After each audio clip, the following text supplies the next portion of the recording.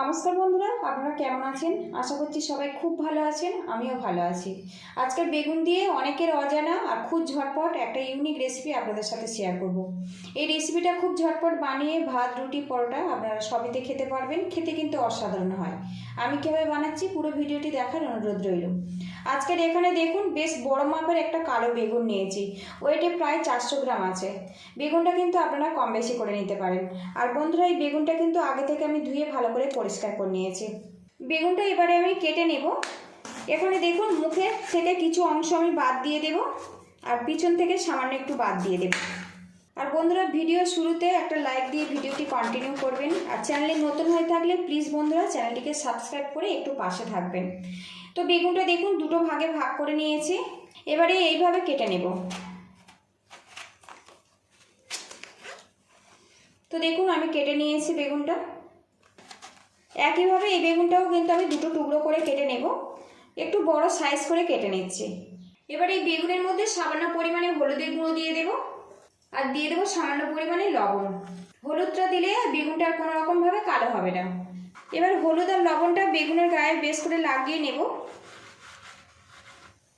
এদিকে একটা প্যান গরম করে নিয়েছি, এর মধ্যে হাফ বাটি পরিমাণে জল দিয়ে দেব। খুব বেশি কিন্তু এখানে জল লাগবে না। এবারে এর মধ্যে বেগুনের টুকরোগুলো দিয়ে ভালো করে সিদ্ধ করে নেব। আর বন্ধুরা একটু খেয়াল রাখতে হবে, জল শুকিয়ে যাওয়ার সঙ্গে সঙ্গে বেগুনগুলো সিদ্ধ হয়ে যাবে, সেই মতো কিন্তু জলটা দিয়ে দিতে হবে। খুব বেশি জল থাকলে কিন্তু বেগুনের যে গুণটা সেটা জলের সাথে বেরিয়ে যাবে। এবার একটা পাত্র দিয়ে ঢেকে রাখবো। খুব ঝটপট বেগুনটা নরম হয়ে যাবে। বেগুনটা সিদ্ধ করে তারপরে আপনাদের সঙ্গে দেখা করছি।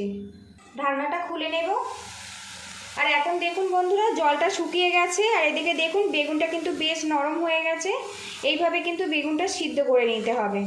গ্যাস লিডটা বন্ধ করে দেব, দিয়ে এই বেগুনগুলো নামিয়ে ঠান্ডা করে নেব। এদিকে বেগুনটা আমি হালকা করে ঠান্ডা করে নিয়েছি। বেগুনের গায়ে যে খোসাটা আছে এটা আমি তুলে দেব, কারণ বেগুনের খোসাটা বেশ মোটা, খেতে খুবই অসুবিধে হয়। আপনারা চাইলে কিন্তু রেখেও দিতে পারেন। আমি বাদ দিয়ে দিচ্ছি।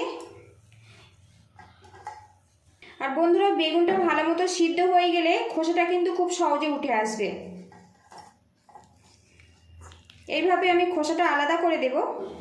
বেগুনের খোসাটা আমি ছাড়িয়ে নিয়েছি। এবার একটু ম্যাশ করে নেবে এইভাবে। আর বন্ধুরা, যারা কর্মসূত্রে কিংবা পড়াশোনার সূত্রে বাড়ির বাইরে থাকেন, বেগুনের এই রেসিপিটা কিন্তু আপনারা বানিয়ে নিতে পারবেন। এই রেসিপিটা আপনারা ভাত, রুটি, পরোটা দিয়ে খেতে পারবেন। আর খুব ঝটপট কিন্তু এটা রেডি হয়ে যায়। বেগুনটা পুরোপুরি ম্যাশ করে নেব। বেগুনটা ম্যাশ করে নিয়েছি। এর মধ্যে দিয়ে দেব পরিমাণ মতো হলুদের গুঁড়ো। এখানে শুধুমাত্র গুঁড়ো মশলাগুলো আমি ব্যবহার করব। দিয়ে দেবো সামান্য পরিমাণে জিরের গুঁড়ো, দিয়ে দেবো সামান্য ঝাল লঙ্কার গুঁড়ো, দিয়ে দেবো সামান্য পরিমাণে গরম মশলা পাউডার। এবারে এর মধ্যে 2 চামচ পরিমাণে টক দই দিয়ে দেব। আপনারা মশলা যখন কষাবেন সেই সময়ও ব্যবহার করতে পারেন, আবার এই সময়ও ব্যবহার করতে পারেন। এবারে এর মধ্যে 2টো ডিম দিয়ে দেব। ডিমের পরিমাণটা আপনারা কম বেশি করে দিতে পারেন। দিয়ে দেব স্বাদ মতো লবণ। বেগুন সিদ্ধ হওয়ার সময় আমি লবণ ব্যবহার করেছিলাম, সেই মতো কিন্তু লবণটা এখানে অ্যাড করতে হবে। ভালো করে মিশিয়ে নেব। আর বন্ধুরা, যারা বেগুন খেলে যাদের গা হাত পা চুলকায়, সামান্য পরিমাণ টক দই দিয়ে আপনারা বেগুনটা রান্না করবেন। এতে এই সমস্যা অনেকটাই কিন্তু কমে যাবে। এদিকে দেখুন ভালো করে মিশিয়ে নিয়েছি। মিশ্রণটা আমার রেডি হয়ে গেছে। এখানে দেখুন বন্ধুরা, প্যানটা গরম করে নিয়েছি। এর মধ্যে 1 টেবিল স্পুন সরিষার তেল দিয়ে দেব। আর সরিষার তেল দিয়ে রেসিপিটা বানালে অনেক বেশি টেস্টিভাবে তৈরি হবে। তেলের মধ্যে সামান্য গোটা জিরে দিয়ে দেব। দিয়ে দেবো সামান্য রেড চিলি পাউডার, এতে কালারটা ভালো আসবে।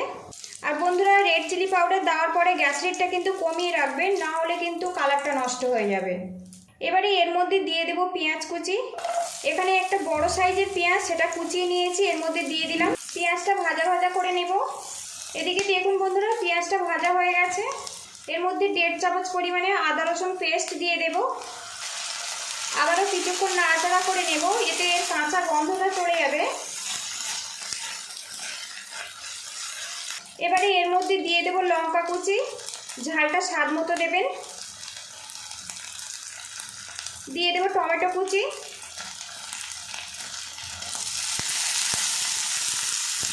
আর দিয়ে দেব সামান্য ধনেপাতা কুচি। ধনেপাতাটা দিয়ে মশলাটা কষালে খুব সুন্দর একটা ফ্লেভার আসে। ভালো করে কষিয়ে নেব।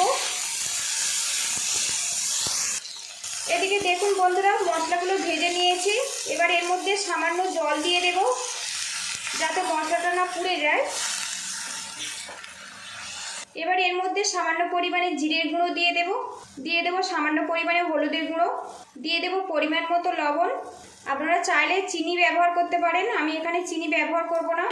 কিছুক্ষণ নাড়াচাড়া করে নেব। এতে গুঁড়ো মশলা আর যে মশলাটা আছে ওটা কিন্তু বেশ ভালো মতো কষে যাবে।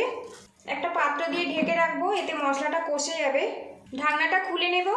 মশলাটা বেশ কিছুক্ষণ কষিয়ে নিয়েছি, হালকা হালকাভাবে তেলটা কিন্তু ছাড়তে শুরু করেছে। এবারে এর মধ্যে ডিম আর বেগুনের ব্যাটারটা দিয়ে দেব।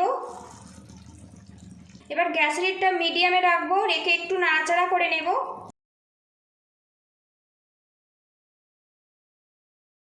কিছুক্ষণের মধ্যে দেখবেন একটুখানি দলা দলা পাকিয়ে যাবে।